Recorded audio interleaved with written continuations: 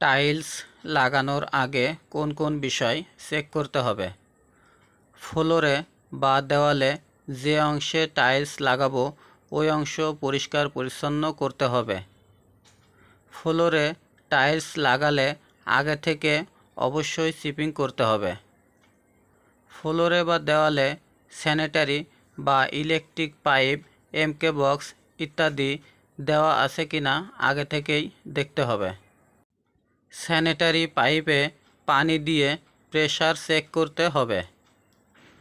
টয়লেটে বা কিচেনে 4 ইঞ্চি বা 2 ইঞ্চি পাইপের মুখ খোলা থাকলে তা আগে থেকে সিমেন্টের খালি বস্তা দিয়ে মুখ বন্ধ করতে হবে। ভিডিওটি ভালো লাগলে লাইক, কমেন্ট এবং সাবস্ক্রাইব করবেন। পরবর্তী ভিডিওটি দেখার জন্য আমাদের সঙ্গে থাকুন। ধন্যবাদ।